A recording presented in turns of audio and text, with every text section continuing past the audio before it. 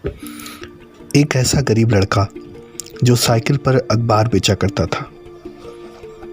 एक ऐसा गरीब लड़का जिसको इंजीनियरिंग कराने के लिए उसकी बहन ने अपने सोने की चूड़ियाँ, कंगन और सोने की चैन तक गिरवी रख डाली, क्योंकि उसकी बहन को पता था कि वो कभी हार नहीं मानने वाला। उस लड़के का हमेशा से सपना था कि वो एयरफोर्स में जाए और पायलट बने। साउथ इंडिया के इस लड़के को एरोनॉटिकल इंजीनियरिंग कंप्लीट करने के बाद 2 इंटरव्यू के लिए बुलाया गया। अगर वो फर्स्ट इंटरव्यू क्लियर करता तो वो अपने ड्रीम जॉब की तरफ जाता, जो कि था पायलट बनना। दूसरा इंटरव्यू क्लियर कर लेता तो DTD-NP एयर डिपार्टमेंट में जाता। उसने अपना पहला इंटरव्यू DTD-NP एयर डिपार्टमेंट में दिया, जो कि अच्छा रहा। उसके बाद वो पायलट बनने का सपना लिए इंटरव्यू देने गया, जहां उसका 9th रैंक आया और टोटल 25 कैंडिडेट में 9th रैंक लाने के बाद भी उसका सिलेक्शन नहीं हो पाया, क्योंकि बेस्ट 8th कैंडिडेट को सेलेक्ट किया गया और वहाँ से उसका पायलट बनने का सपना टूटा और वो बहुत ही निराश हताश हो गया और रोने लगा। तभी ऋषिकेश में एक ऋषि मिले और उन्होंने कहा, बेटा मत रो, तू जितनी शिद्दत से मेहनत कर रहा है बस यूं ही करता रहे। तेरा ईश्वर तेरे लिए कुछ अच्छा सोच के रखा है, तेरे लिए ये पायलट बनना अच्छा नहीं है। अब आप समझ ही गए होंगे मैं किस इंसान की बात कर रहा हूँ। जी हाँ, मैं बात कर रहा हूँ APJ अब्दुल कलाम सर की। आगे चल के APJ अब्दुल कलाम सर के अंडर में इंडियन एयरफोर्स, इंडियन नेवी और इंडियन आर्मी तीनों थी और वो भारत के 11th प्रेसिडेंट बने। उन्हें टोटल 21 अवार्डों से सम्मानित किया गया, जिसमें पद्म भूषण, पद्म विभूषण, भारत रत्न आदि थे। और जब वो 74 वर्ष के हुए तो उन्हें अपना ड्रीम पूरा करने का मौका मिला, जहां उन्होंने सुखोई 30 MKI फ्लाइट जेट उड़ाया और जिसे आज हम मिसाइल मैन के नाम से जानते हैं, वो हैं हमारे legendary doctor APJ Abdul Kalam sir.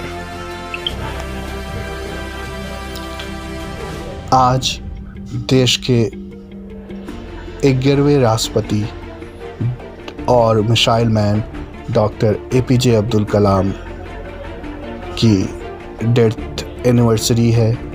आज ही के दिन 27 जुलाई को 2015 में शिलांग में उनका निधन हुआ था।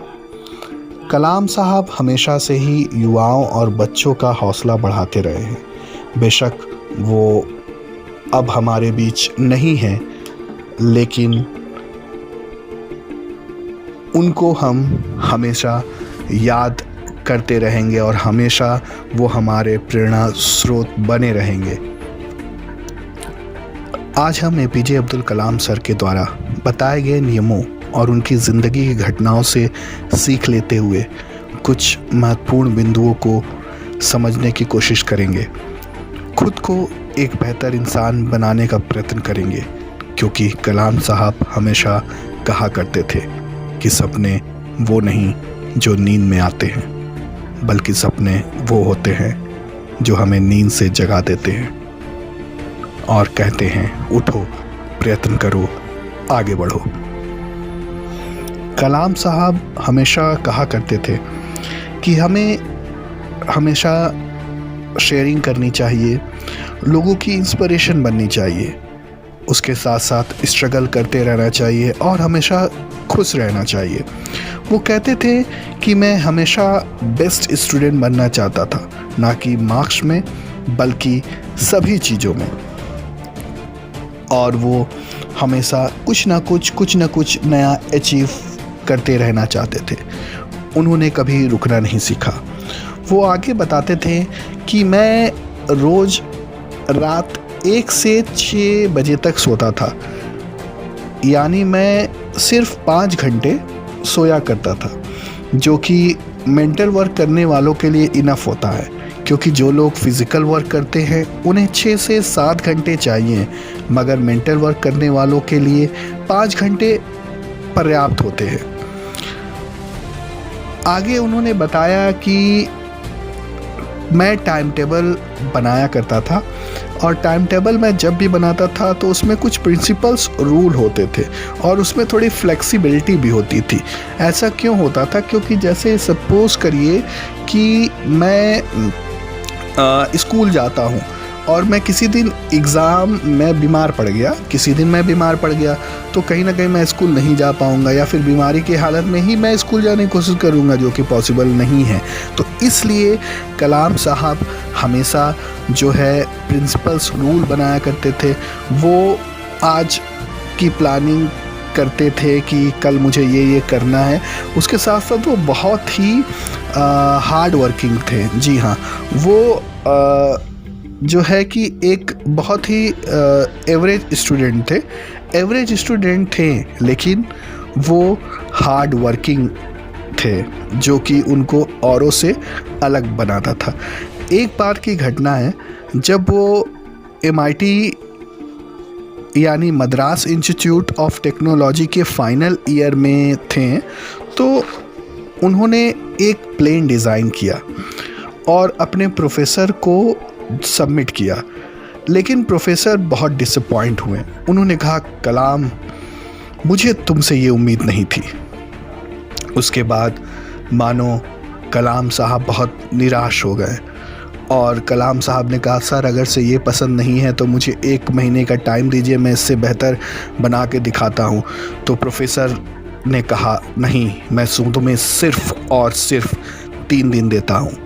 3 दिन में तुम मुझे नया मॉडल डिज़ाइन करके दिखाओ, वरना तुम्हारी स्कॉलरशिप कैंसिल। इसके बाद APJ अब्दुल कलाम मानो डर से गए और उन्हें ये चिंता सताने लगी, अगर मेरी स्कॉलरशिप कैंसिल हो गई तो मैं आगे की पढ़ाई कैसे जारी रख पाऊँगा, मेरा पायलट बनने का सपना कैसे पूरा होगा, मैं इंजीनियरिंग नहीं कर पाऊँगा। इन सब डर के साथ वो प्रयास कर रहे थे लगातार। इसीलिए कहा जाता है कि डर का होना भी लाइफ में बहुत ज़रूरी है, क्योंकि कभी कभी बहुत सारी चीज़ें डर से भी मुमकिन होती है। डर यानी ऐसा डर नहीं कि मैं डर के कोई काम नहीं कर पा रहा हूँ या मुझे डर लगा, डर किसी चीज़ को खोने का, डर लोगों के सपने टूट जाने का।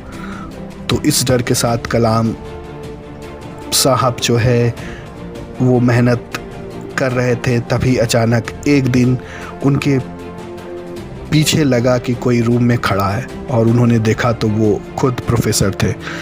प्रोफेसर अंदर आते हैं और वो देखते हैं और कहते हैं, मुझे यकीन था कलाम तुम ये कर दिखाओगे, वेल डन, और तुमने ये कर दिखाया, तुम्हारा ये मॉडल बहुत ही शानदार है।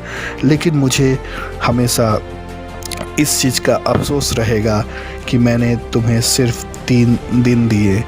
इतना सुनते ही कलाम वही सो गए, क्योंकि पिछले 3 दिनों से उन्होंने ना तो कुछ खाया और ना ही सोए थे। ऐसा डेडिकेशन था कलाम साहब के अंदर, और यही हार्ड वर्किंग स्पिरिट उन्हें एक आला दर्जे का इंसान बनाती है, जो कि औरों से अलग थे। ऐसी थी शख्सियत हमारे कलाम साहब की। वो हमेशा कहा करते थे कि हमें असफलता को हैंडल करने आना चाहिए।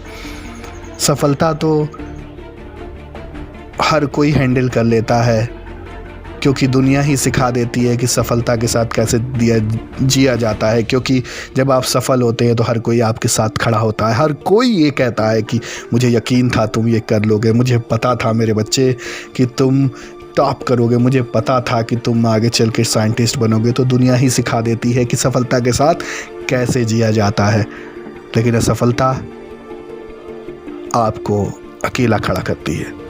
जब आप असफल होते हैं तो आप अकेले खड़े रहते हैं। तो इसलिए हमें असफलता को हैंडल करने आना चाहिए, उसके साथ हमें आगे बढ़ना चाहिए। और असफलता हमें फाइटर बनाती है। When you become failure, that moment is very important.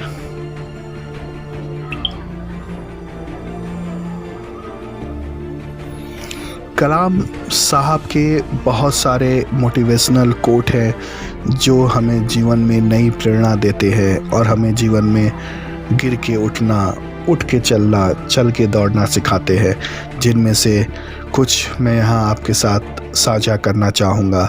जिसमें से पहला है कि इंतज़ार करने वालों को वही चीज़ मिलती है जो संघर्ष करने वाले छोड़ देते हैं। सपने सच हो, इसके लिए सपने देखना ज़रूरी है।